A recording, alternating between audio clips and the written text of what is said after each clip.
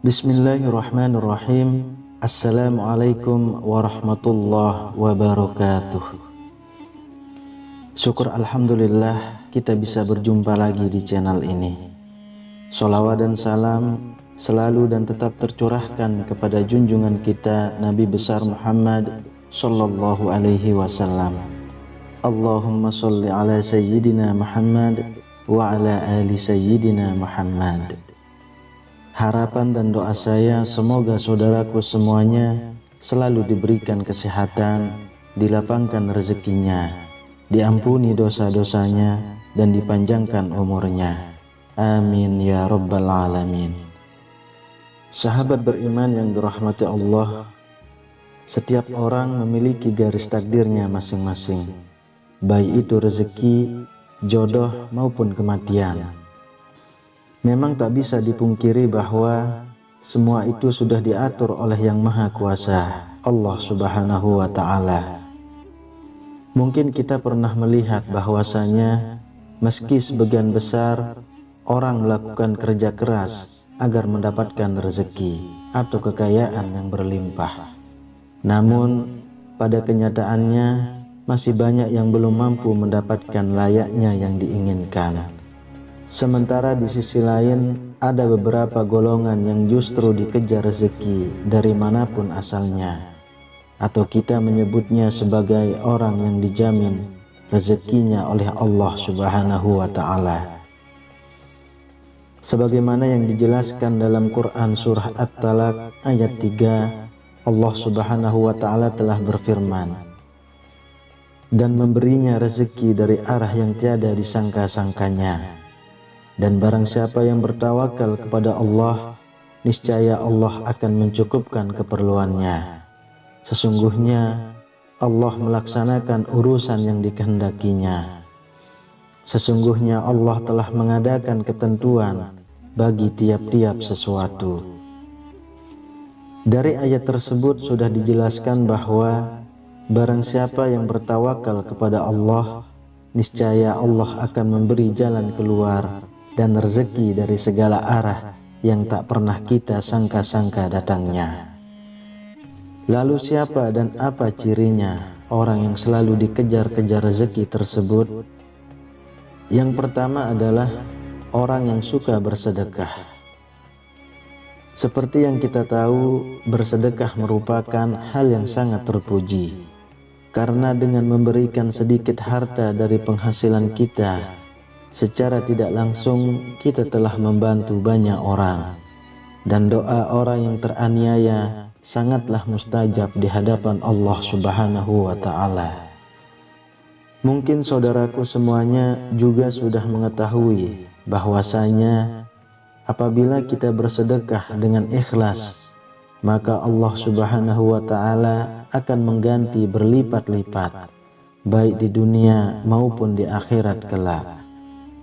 Hal ini sudah dijelaskan dalam Quran surah Al-Baqarah ayat 261. Perumpamaan nafkah yang dikeluarkan oleh orang-orang yang menafkahkan hartanya di jalan Allah adalah serupa dengan sebutir benih yang menumbuhkan 7 bulir. Pada tiap-tiap bulir 100 biji, Allah melipat gandakan ganjaran bagi siapa yang Dia kehendaki. Dan Allah maha luas karunia-Nya lagi maha mengetahui.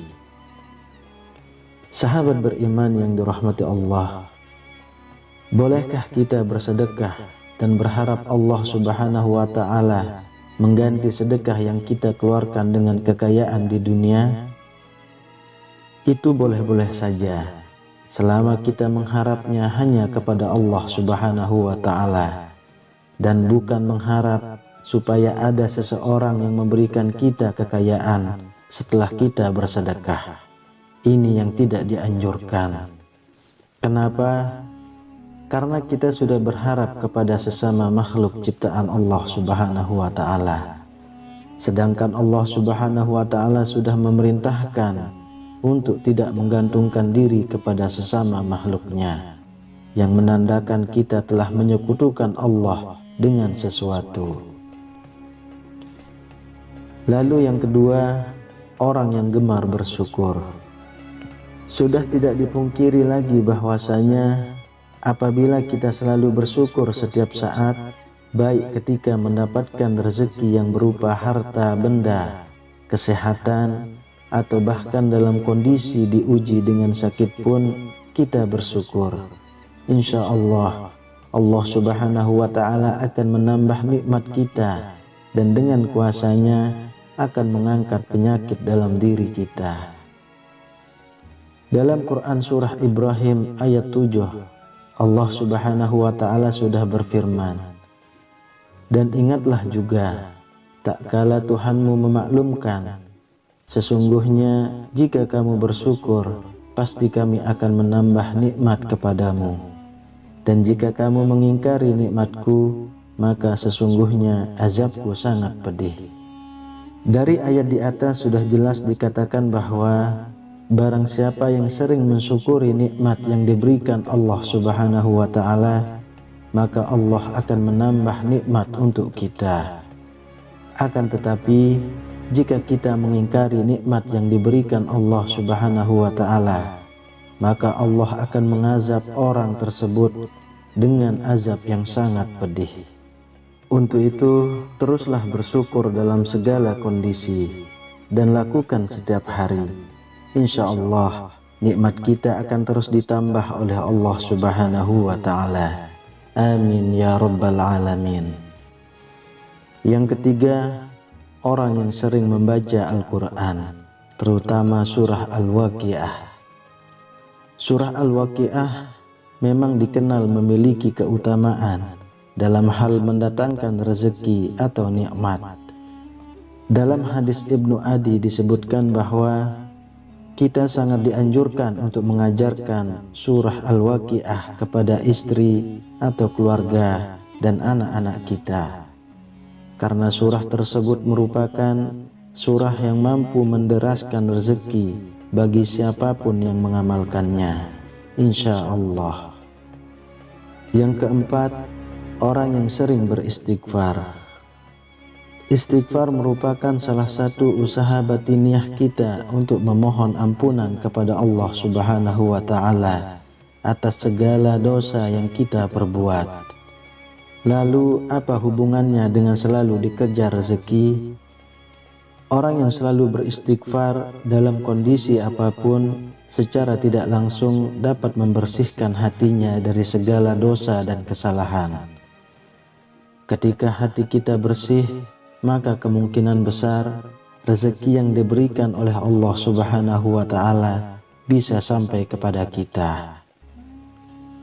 Dalam Quran surah Hud ayat 3, Allah Subhanahu wa Ta'ala sudah berfirman, "Dan hendaklah kamu meminta ampun kepada Tuhanmu dan bertaubat kepadanya. Jika kamu mengerjakan yang demikian, niscaya Dia akan memberi kenikmatan yang baik terus-menerus kepadamu sampai kepada waktu yang telah ditentukan. Dan Dia akan memberikan kepada tiap-tiap orang yang mempunyai keutamaan atau balasan keutamaannya. Jika kamu berpaling, maka sesungguhnya aku takut kamu akan ditimpa siksa hari kiamat." Sahabat beriman yang dirahmati Allah, marilah kita semua mulai membiasakan untuk terus beristighfar supaya hati kita menjadi bersih dan kita bisa mendapatkan nikmat yang Allah Subhanahu wa Ta'ala janjikan. Karena kita semua tahu Allah Subhanahu wa Ta'ala menyukai orang-orang yang berhati bersih. Lalu yang kelima, orang yang suka berdoa dan selalu berusaha. Berdoa dan berusaha merupakan satu paket yang tidak bisa dipisahkan ketika kita meminta sesuatu kepada Allah Subhanahu wa Ta'ala. Karena sangat mustahil orang yang hanya berdoa saja tanpa berusaha akan mampu mendapatkan apa yang diinginkan dalam doanya. Untuk itu, selain kita berdoa, juga berusaha untuk mendapatkan hasil dari doa yang sudah kita panjatkan kepada Allah Subhanahu wa Ta'ala. Sebagaimana sebuah ungkapan, man jadda wa jadda, yang artinya Barang siapa yang bersungguh-sungguh akan menemukan hasil yang diinginkan. Kemudian yang keenam, orang yang selalu tawakal kepada Allah Subhanahu wa ta'ala. Secara harfiah, tawakal adalah berserah diri dan menyandarkan hati hanya kepada Allah Subhanahu wa ta'ala. Orang yang tawakal merupakan orang yang sangat yakin, seyakin-yakinnya bahwasanya hanya Allah Subhanahu wa ta'ala saja yang dapat memberi, memberikan, dan mencegah. Maksudnya adalah memberi manfaat dari apa yang telah diciptakannya, memberikan nikmat kepada setiap manusia dan seluruh jagat seisinya, serta mencegah keburukan yang dilakukan manusia maupun dari syaitan. Dari Umar bin Khattab radhiyallahu anhu, Rasulullah shallallahu alaihi wasallam pernah bersabda, "Seandainya kalian sungguh-sungguh bertawakal kepada Allah, sungguh Allah akan memberi kalian rezeki sebagaimana Allah memberi rezeki kepada seekor burung yang pergi dalam keadaan lapar dan kembali dalam keadaan kenyang." Hadis riwayat Ahmad, Tirmizi, Nasa'i, Ibnu Majah, Ibnu Hibban, dan Al-Hakim. Dari hadis tersebut sudah sangat jelas dikatakan bahwa seekor burung saja Allah Subhanahu wa ta'ala sudah menjamin rezekinya. Apalagi kita sebagai manusia yang mau bertawakal hanya kepada Allah Subhanahu wa ta'ala. Insya Allah rezeki tidak akan pernah putus diberikan oleh Allah Subhanahu wa ta'ala kepada kita. Wallahu a'lam bishawab. Demikian yang bisa saya bagikan. Semoga video ini bermanfaat untuk kita semua. Amin ya rabbal alamin.